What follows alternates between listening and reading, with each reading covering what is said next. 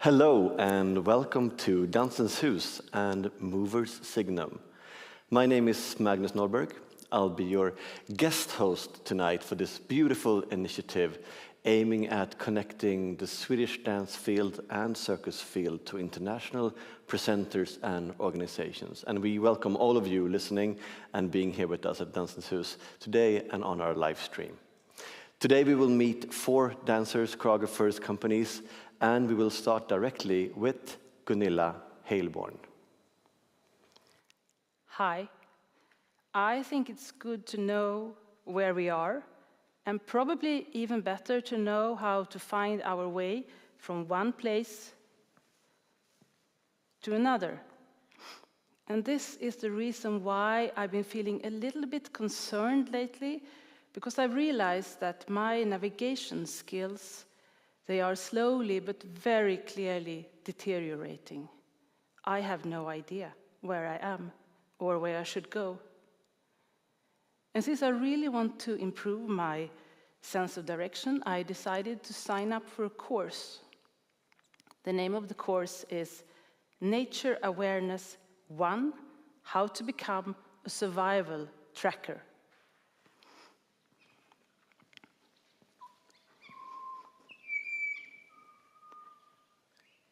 Here I am now, in the forest, working on my first assignment in the course. It's not a big forest, it's more like a small recreational area just outside Stockholm, because the course turned out to be an online course, so we don't meet in real life, but it's me and 3 other guys that chat twice a week with our teacher who lives up in the north of Sweden. One guy lives in Stockholm like me, another guy lives in Holland, and one lives in Canada. And he keeps having problems with his internet connection, so he's almost never there, or he's in another time. We don't have much in common. Probably 1 or 2 of the others would fall under the label prepper. But there is one thing we have in common, and that is that we are really bad at doing our homework. We get this really long text to read and digest, and then we get assignments that we should work on our own in the forest. Fox walking, for example. How to walk like a fox through the woods. This is how you do it. You bend your knees slightly and you keep a straight spine. And then you lift your right leg up. Not like this, but just here. And then you stretch it forward, and then you put the outside of the ball of your foot on the ground. No weight is on this foot. You just kind of feel the ground, and when it's safe to walk, you very slowly shift your weight forward. And then you pick the other leg up, and you continue walking like this. It's a great way to walk through the forest without making a sound, which is good if you, for example, are out hunting, and maybe you spot a deer, and you have your bow and arrow, and you don't want to look down on the ground, you want to keep walking to find that deer. So it's good, yeah, but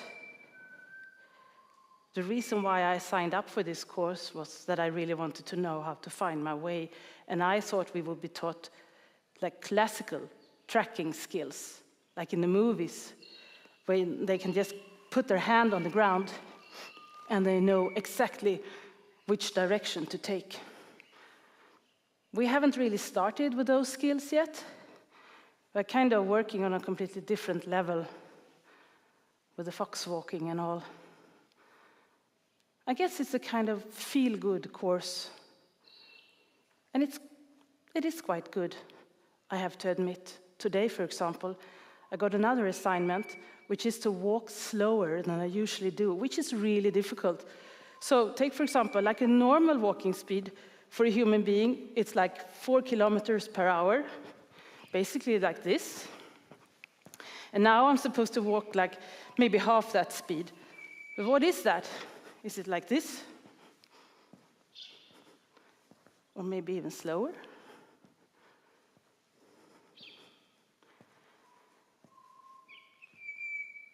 I've been walking so much lately on my own in the forest, which made me think of the Roman Empire.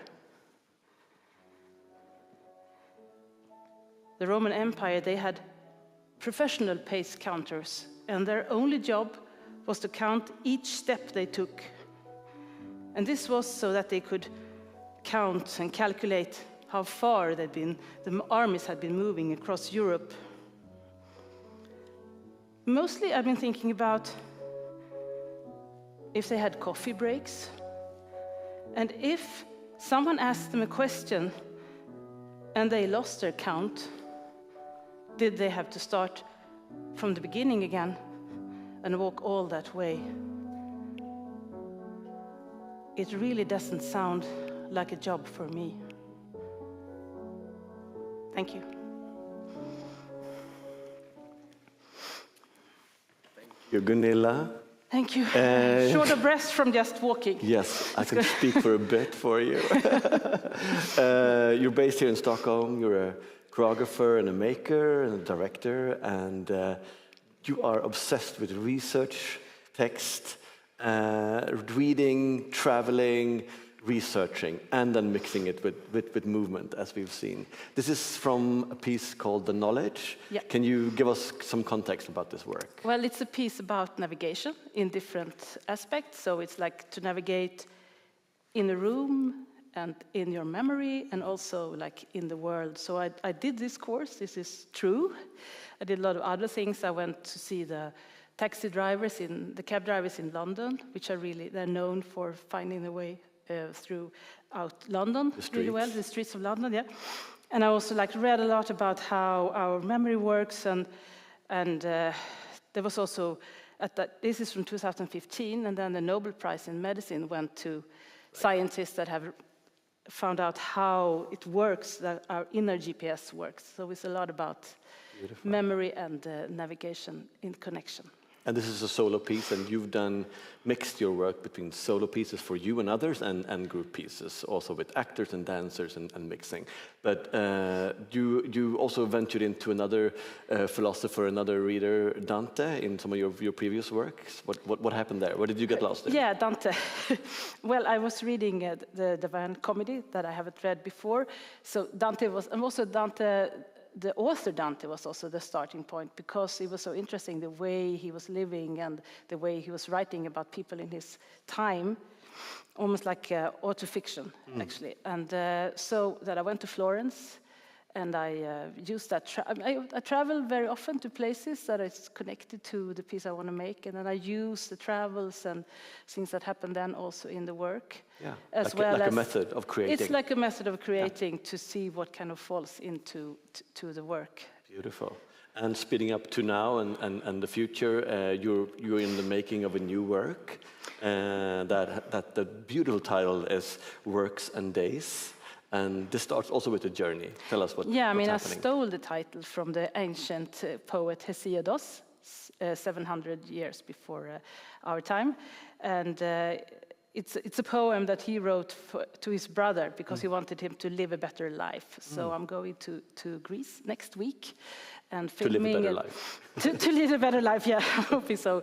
But to follow in his footsteps and see what happens. I have a very open mind throughout my research, and then what interests me kind of finds its way into the different pieces. Beautiful.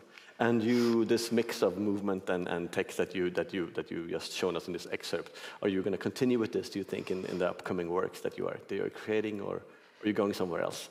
No, I would probably continue like that. When I'm alone on stage, it's usually much more talking. Like this is more like a lecture. It has some movement, a little bit of movement in it. When I work with other performers, it's usually more movement, since they're all really great dancers. So I try to mix this, and I think I will continue. I think that's an idea actually for the next piece, to have a mix of me talking and then others doing other. I mean, they also will talk, but like different scenes The to two combine. versions of Gunilla Heilborn in the same. It's a complicated idea, but let's not go into it. Sounds lovely. Yeah. I'll be there. Super. And when is this piece going to open? When is it happening? It opens in the beginning of 2026. 26. So you'll have a bit of journey in time to get through it. Yeah. Okay, beautiful. Well, thanks for being here today. Thank you. And yes, and we will continue in a little bit with Yared, Tilahun, Cederlund. Stay on.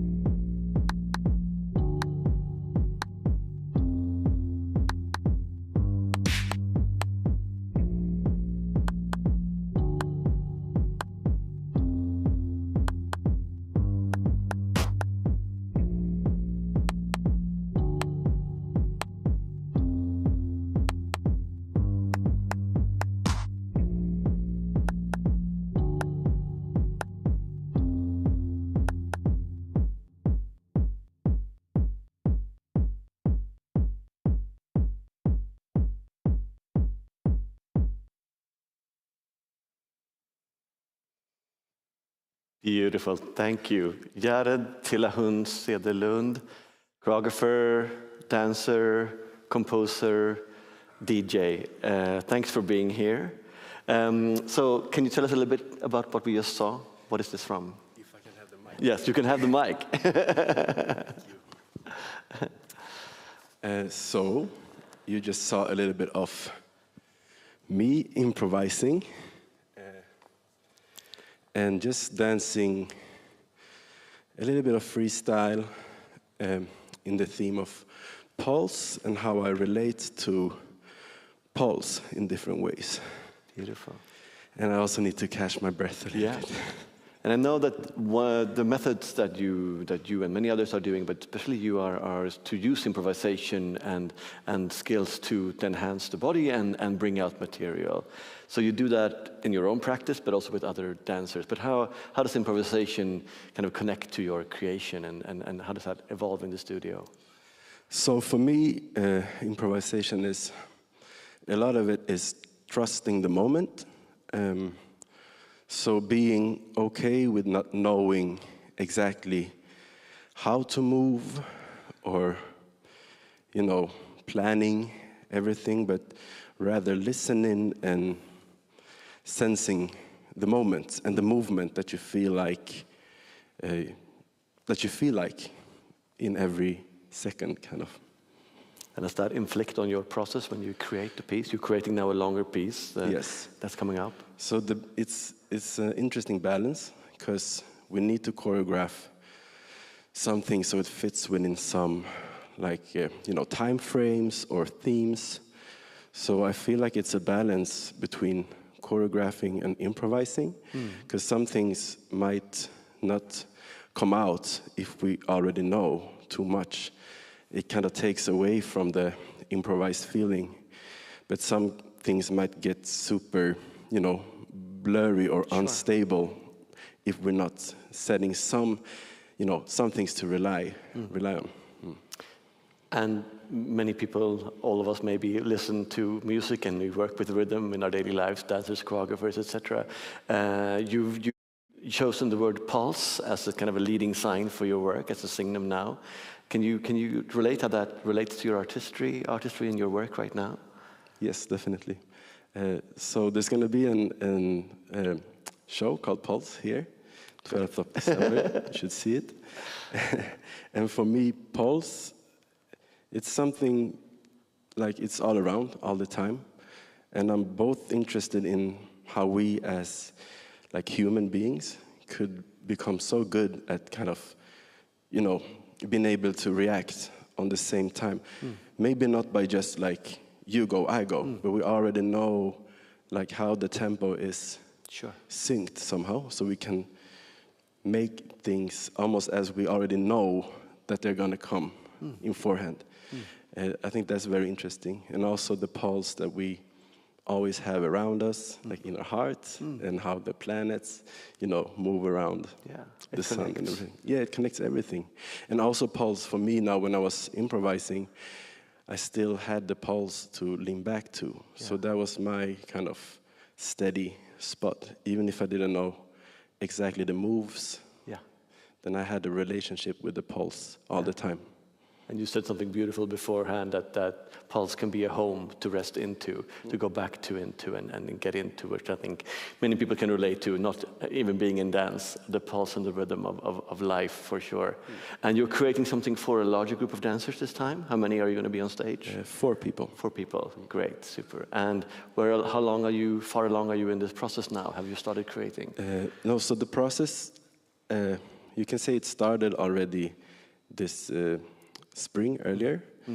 So now we continue a pulse, part 2, and we haven't really started that, we haven't gone to the studios yet. Not yet, but it's already in the making. Beautiful. Okay, great. We'll see more of you here at Dansens Hus, for sure. Thanks for being here today and sharing your work and sharing your thoughts about this. Thanks, Yared.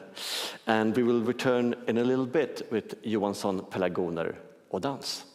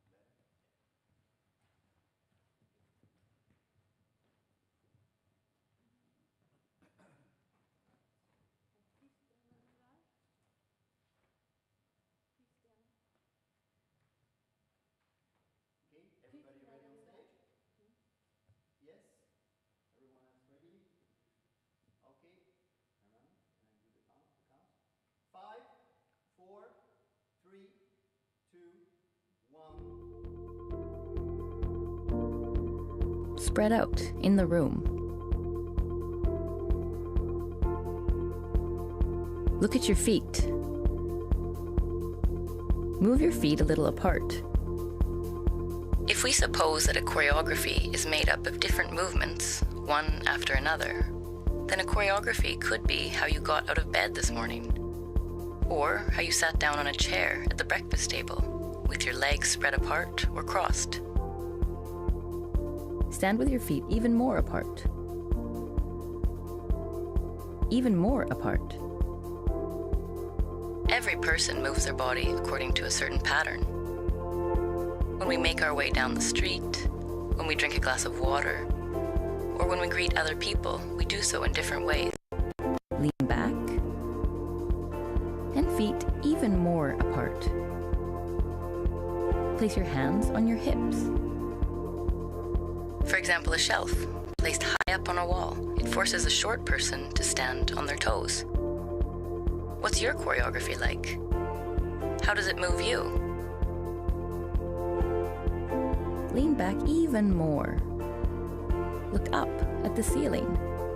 Feet even more apart. And even more apart. Even more apart.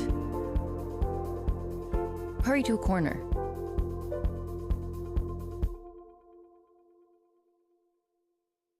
Stand perfectly still.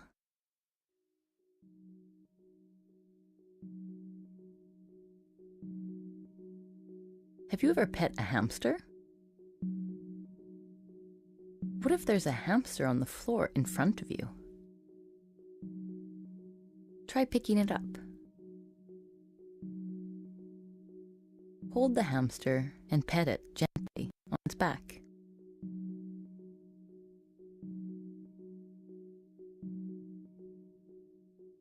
There are one or more people in the room arranging some string lights. Keep petting your hamster softly while inspecting their work with the string lights.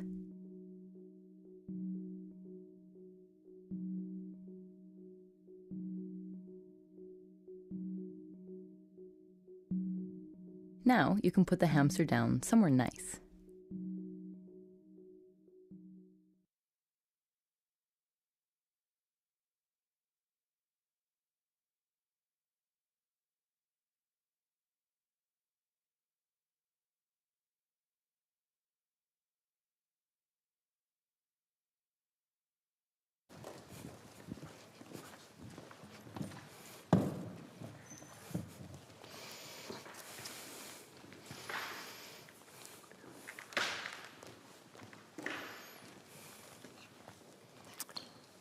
Hello. Hello, Karin Wiklund and Annika Styrke. You are two members of Johanssons Pelargoner and Dance, and thank you to the participants who were in this showing today of the choreography. Do you want to start and tell us what we just saw and what we experienced? Yeah. So this was a little glimpse of the performance, the choreography. So we had some brave volunteers who wanted to participate, since it's a completely participatory work.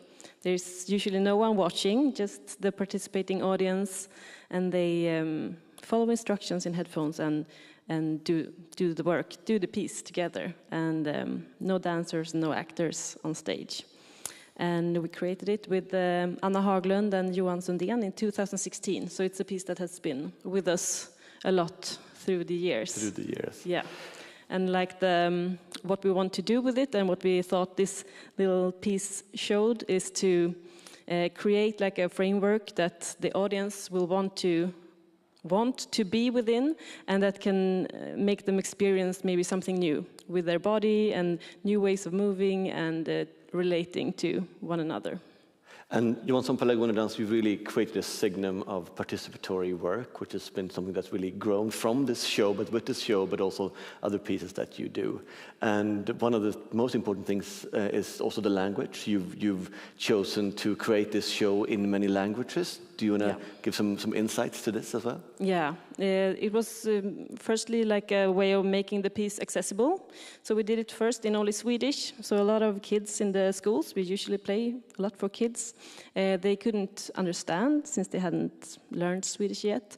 So we decided to translate to languages spoken by newly arrived Swedes. And then it was a lot of fun translating, so we just continue translating. Also, like going abroad, we translate to new languages of the countries that we visit. So it's available in 19 different languages. Wow. And everyone in the audience can choose their own language, so you could experience the piece in different languages simultaneously. Yeah. And this piece has really traveled the world because of this. I know that integrity are words that you have at the forefront of your practice, and also the meeting with the audience encounter. These are kind of signums that leads you in the work. How would you delve into this a little bit? How does that affect the process? Yeah, both me and Annika are educated dance teachers, so I think the interest in the format comes a lot from our background in pedagogy, and in the pieces we work really thoroughly with each scene, each situation, and how the audience experience that, and also what happens before when you come to the performance, what happens after. So we really like to nerd into questions like that, to create a safe space for the audience so that they can be able to go into the performance and explore and take part in a good way. So Beautiful. make it more accessible. Yeah. And it seems to have worked in many contexts. You've done this in now very different contexts in many different countries. How does audience react to it? What are the reactions that you get from this show? A lot of the kids usually say I want to do it again. Yeah. Yes. But we have played for seniors and mixed generations, playing for elderly or kids together. It's very beautiful. So it works in a lot of different settings. But we usually also nerd into the target group that we meet a lot during the creation process to make the piece accessible. Super. And what's next? What's in your mind? What are you creating now? Where are you performing again? We have just premiered our new piece. It's called Reality is Round. It's for 1 to 2 year olds, so very small persons.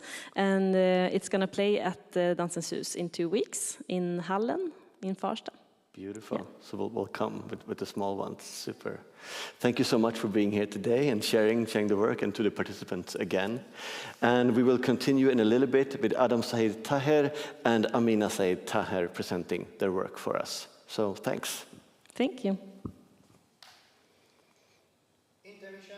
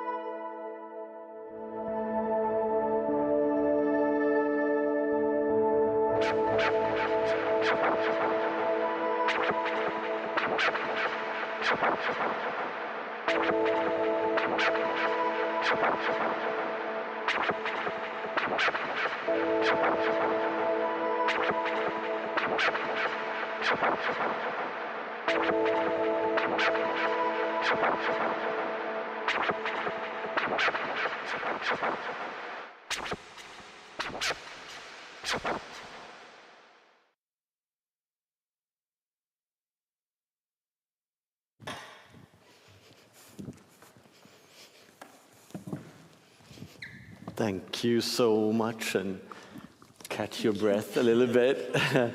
Adam said Tahir and Amina said Tahir, thanks for being here. Dancer, choreographer, web maker, all of that. Dancer, choreographer, artist, also a visual artist. And you are, of course, by the name, siblings as well, and work together. Amina, do you want to tell us a little bit about what we just saw on stage? Yeah, so this was a small piece of our work several attempts at Bring My Way Home. And in this piece, just as the title suggests, we're making strategies of homemaking. So in this piece, we relate to home as an action rather than a place or a home like a capitalistic asset. So more so like a ritual and something you create. And by working with this piece, we were inspired by this book by Alexis Pauline Gumbs, Undrowned Black Feminist Lessons from Marine Mammals. Yeah, maybe you can talk a bit about that. Yeah, so while reading that book that Amina mentioned, we read about how walruses apparently don't see so well. So when they're in this like deep, dark ocean and try to like find their babies, they actually don't use their eyes. They use their whiskers. So they use hair and have like really sensitive hair to navigate the oceans and find their little kids. So this inspired us to think about what black hair can be, and like what the magic possibilities of black hair is. So we talked about hair's possibility to like store emotion and experience, and kind of thinking of hair as an archive of that. So in relation to that, we made this weave that you can see. And so in the beginning of this piece that we showed an excerpt from, it starts with me sitting there on top of the weave, and I have these like really long braids with like hair extensions in. So as the audience walks in, I'm like slowly unbraiding these braids, and then I weave in the hair into the weave.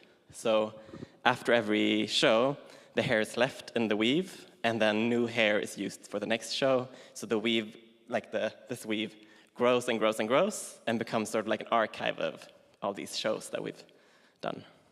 That is a beautiful idea. When I saw the show, it wasn't that long, so congratulations. Many people have seen the work. Have you experienced some certain reactions from audience in different places to the piece, or? Yeah, for sure. There's been plenty of different experiences. Yeah. Can I add something? Yeah. So something we do with this piece has been, we wanted to connect with the global majority community in places we go to and tour this piece. So I would say some of the very like personal favorite shows we've done has been with the global majority community around us, and having these conversations after about what home is for us, and having those conversations after. Beautiful. Beautiful. So, several attempts at braiding my way home. It's a great title, and the show has gone on to tour the world, and it's still doing that. And what's cooking now? What are you doing next? Are you doing something together again, or what's in the future? Yeah. So we're making another project. This time an exhibition, but it's going to have some interactive and performative elements in it. And it's a project that carries on with this, like, similar or continues on the theme that we worked with in this work, which is strategies for homemaking. But this time in relation to like the experience of Nordic winter and darkness. So as many of you who are here today probably are familiar with, the Nordic winters are quite dark here, very little sunlight. And that's something that we've reflected on often makes us like draw inwards and like get more indoors and be with maybe like chosen family or like, but it's like smaller scale of interaction. Individualism is kind of like flourishing. So we were interested in what like strategies we could make for collectivity within like darkness. Yeah, so in this piece, we have created this fiction about the sun being located under the ground. And so you have to collectively dig up the sun every day to start the day. So yeah, as you mentioned, Adam, it's going to be an immersive exhibition where there's also going to be some performative elements. So very much doing things together. Nice. And will we be seeing you on stage, the both of you, or many other people in the work, or how is that set up? This is yet to be defined. We'll see. Yeah. Okay, this will be surprised. Yeah, because this exhibition will be starting in November 2025 at Blücker Konsthall, so we still have quite some time to. Super. Yeah. So we can see the work there. So except working together, as of course we've heard you doing now, are you doing anything independently from each other? What's in the limelight for you, Amina? What are you doing? Yeah, so I work with this piece called Seeds of Slumber, where I work with this fiction around the lullaby being a secret communication method within the Afro-Nordic community. And that's going to be a sound installation and also have some activation, performative activations. But I'm very much in the beginning of this process, so we'll see what happens. Where this goes. Exactly, where it goes. But I also have this recurring program at Botkyrka Konsthall, which is called Middagsbordet. Where we gather around the dinner table and have conversations around food and heritage and politics around food. Great. Yeah. So you hear that was an invitation to Middagsbordet at Botkyrka Konsthall, if nobody heard that. And Adam, what's for you in the future? What are you doing? Yeah, so to go back a little bit, this May in 2024, me and Lydia Esped-Jakite and Melet Fredriksson, as well as musician Nova Vulnerable, we premiered a piece called Embrace. And it's a piece that's dealing with the idea of friendship and the practices of friendship and what it means to choose each other and choose to have a life together, and with all of the complexities and nuances of that. So in the future, we're gonna tour, hopefully. And then I also have another project I'm making this spring, for now called Artifact, and it's a project that deals with the notion of fictive archaeology, but more precisely the Nordic runes and its relationship to Northern Africa, as well as an interest in Odin as a gender non-conforming entity. Yeah. Super. Thanks for sharing this, and thanks for sharing the piece from on stage today, Amina and Adam. Great to have you here. Thank you. Thank you. And with that, we're wrapping up for today. Come back tomorrow. There's a new guest host, choreographer Björn Sästen, who will be talking to Lisa Jambell, Philip Berlin, Pontus Pettersson, Salka Adol Rosengren, and Claire Parsons at Signum at Dansens Hus. Thanks to all the artists and everybody who joined us today for this edition. Thank you.